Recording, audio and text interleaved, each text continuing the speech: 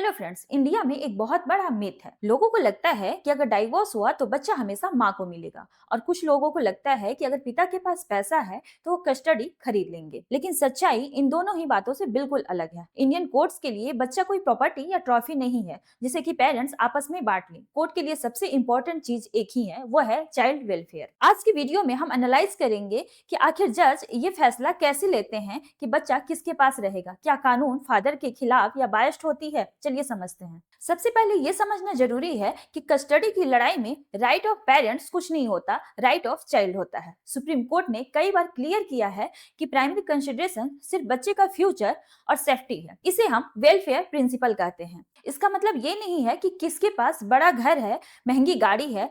इसका मतलब ये है कि बच्चे का मेंटल, फिजिकल और एजुकेशनल डेवलपमेंट किसके पास बेहतर होगा। तो जज कस्टडी डिसाइड करते वक्त किन चीजों को ध्यान से देखते हैं? तो आमतौर पर तीन फैक्टर्स मैटर करते हैं। पहला, एज ऑफ चाइल्ड। अगर बच्चा 5 साल से छोटा है तो Hindu minority and guardianship act के अकॉर्डिंग कस्टडी आमतौर पर मां को मिलती है, क्योंकि उसे टेंडर केयर की जरूरत होती है। दूसरा है विश ऑफ चाइल्ड। अगर बच्चा समझदार है, यूजुअली 9 ईयर से ज्यादा का होता है, तो कोर्ट उसकी मर्जी पूछती है वो किसके साथ रहना चाहता है।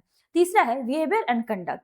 पैसा इंपॉर्टेंट है, लेकिन पैसा ही सब कुछ नहीं है। अगर फादर अल्कोहलिक है, मदर अब्यूजिव है, तो कस्टडी दूसरे पेरेंट्स को दी जाएगी। यहाँ तक कि अगर माँ कमाती नहीं है तब भी कोर्ट फादर को ऑर्डर देती है कि वो मेंटेनेंस बच्चे का माँ को दे। एक और इम्पोर्टेंट बात, आजकल कोर्ट ज्वाइंट पेरेंटिंग को प्रमोट कर रही है ताकि बच्चे को दोनों का साथ मिल सके। इसका मतलब है कि शायद बच्चा रहेगा माँ के पास, यानी कि फिजिकल कस्टडी माँ के पास होगी, लेकिन फादर को उससे मिलने, स्कूल इवेंट्स में जाने और उसके रिलेटेड डिसीजंस लेने का पूरा राइट होगा, जिसे हम लॉ की लैंग्वेज में लीगल एक्सेस कहते हैं।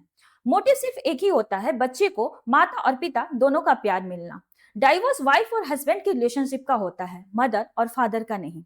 अगर आप इस सिचुएशन से गुजर रहे हैं तो बच्चे को वेपन की तरह यूज ना करें, क्योंकि कोर्ट रूम की लड़ाई में अक्सर पेरेंट्स तो जीत जाते हैं, लेकिन बच्चे का बचपन छिन जाता है। वीडियो इन्फॉर्मेटिव लगी हो तो शेयर जरूर कर दें, और ऐसे ही अवेयरनेस के लिए हमारे चैनल को सब्सक्राइब जरूर करें।